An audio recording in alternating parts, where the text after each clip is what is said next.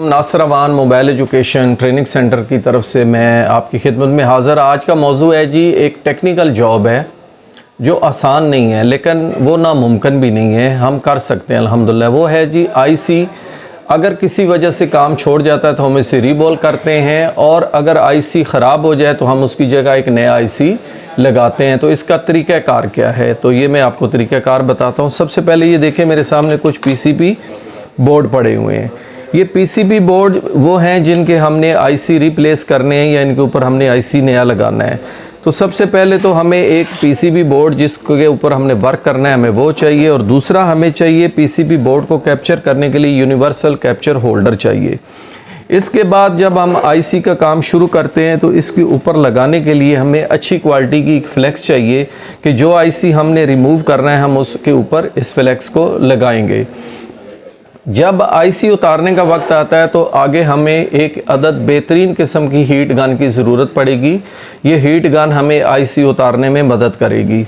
इसके बाद अगला जो प्रोसीजर है कि हम आईसी उतार लेते हैं। आईसी उतारने के बाद जब आईसी उतर जाता है तो इसके नीचे बॉल बने होते हैं, इन बॉल को हमने रिमूव करना है। रिमूव करने के लिए हमें चाहिए एक अदद सोल्डर आयरन, और इसके लिए हमें जो रिमूव करना है उसके लिए हमें चाहिए विक वायर।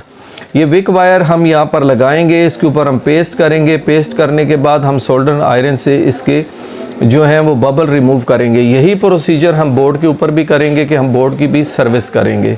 सर्विस के साथ साथ हमें जिन चीज़ों की ज़रूरत पड़ेगी वो है MBC लिक्विड है, इसकी ज़रूरत पड़ेगी, और साफ़ सफाई के लिए हमें टीथ ब्रश की ज़रूरत पड़ेगी।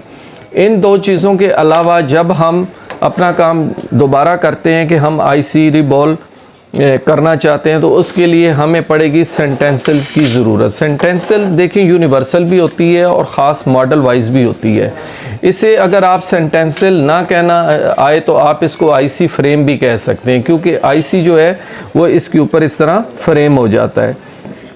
आईसी को फ्रेम करने के लिए आपको किन चीज़ों की ज़रूरत पड़ेगी? सबसे पहले तो आपको ज़रूरत पड़ेगी एक अदद टेप की, जिसे हम एल्युमिनियम टेप कहते हैं।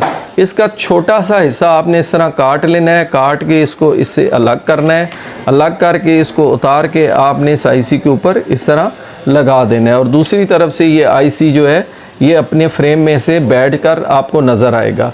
नज़र आने के बाद जो हमारा अगला प्रोसीजर होगा, इस आईसी के ऊपर हम एक पेस्ट जो है वो जिसे हम सोल्डरिंग पेस्ट कहते हैं, ये भी बहुत अच्छी क्वालिटी की आपके पास होनी चाहिए। ये है 183 डिग्री मैकेनिक की सोल्डरिंग पेस्ट, जिसे हम BGA पेस्ट भी कहते हैं। तो ये देखिए इसका 183 डिग्री लिखा हुआ है।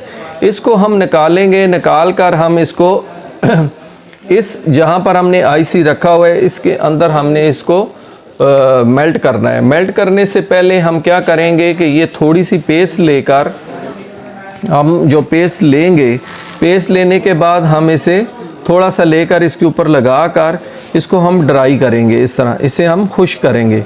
खुश्क करने के बाद हम इसको अप्लाई करने के लिए या तो हम ट्रूज़र की मदद से अप्लाई करेंगे या फिर हम किसी ब्लेड की मदद से। अगर ब्लेड की मदद से आप अप्लाई करें तो वो ज़्यादा बेहतर है, आप ब्लेड की मदद से अप्लाई करें।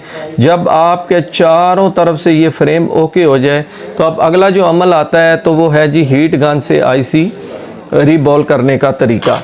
तो वो हम प्रैक्टिकल करवाएंगे, क्योंकि ये सिर्फ दिखाने से नहीं होता, ये करवाने वाला काम है। आईसी को उतारा कैसे जाएगा हीट गन की मदद से, हीट गन का कितना टेम्परेचर होना चाहिए, टेम्परेचर के अलावा हीट गन की एयर कितनी होनी चाहिए, एयर को हमने किस जाविये पे रखना है, हमने हीट को किस जाविये पे रखना है। इसके अंदर दो अदद नोज़ल होती हैं, एक नोज़ल जो है वो खुले मुंह वाली है और एक नोज़ल जो है वो थोड़े तंग मुंह वाली है। तो इन नोज़लों का इस्तेमाल कब और कैसे करना है, आईसी उतारते वक्त हमने कौन सी नोज़ल यूज़ करनी है और आईसी रिबॉल के वक्त हमने कौन सी नोज़ल यूज़ करनी है, तो ये सारा कुछ आपको बाय प्रैक्टिकल दिखाया जाएगा। फिल वक्त आपको वो टूल्स मैंने इंट्रोड्यूस करवाए हैं जो आपको चाहिए। इनकी तरतीब जो है इस वीडियो में देख लीजिएगा। बार बार मैं इनको बाय नेम भी ये लिख दूंगा, और मैंने जो नाम बोले हैं वो भी मैंने लिखे हैं। तो आप इस वीडियो को देखिएगा, ये पार्ट 1 इसको समझें। जब आपको टूल्स का पता होगा तो इंशाल्लाह अगला प्रोसीजर जो प्रैक्टिकल है वो इससे भी ज़्यादा आसान है। तो आज के लिए इतना काफ़ी है। आज की क्लास में मैं सिर्फ आपको टूल्स इंट्रोड्यूस करवा रहा हूँ, ये टूल्स आप दोबारा देख लें। ये सारे टूल्स जो हैं आपको करवाए जाएंगे। और आईसी का अगर जंग आलूद हो, एक चीज़ रह गई थी, अगर जंग आलूद हो तो आईसी को हम इसके रंग के लिए ये हम पेन ब्लेड का इस्तेमाल करेंगे।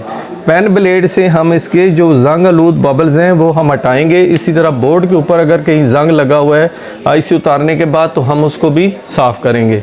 तो ये काफ़ी टूल्स हैं जी जो आपके सामने पड़े हुए हैं और ये स्टेप बाय स्टेप आपके इस्तेमाल में आएंगे आईसी रिमूव करते वक्त और आईसी के बबल जो हैं वो डिमोलिश करते वक्त। अब आईसी लगाया कैसे जाएगा तो इसका प्रैक्टिकल जो है वो हम इंशाल्लाह नेक्स्ट वीडियो में आपको दिखा रहे हैं, जिसका लिंक आगे आपको मिल जाएगा। बहुत शुक्रिया, अल्लाह हाफिज़।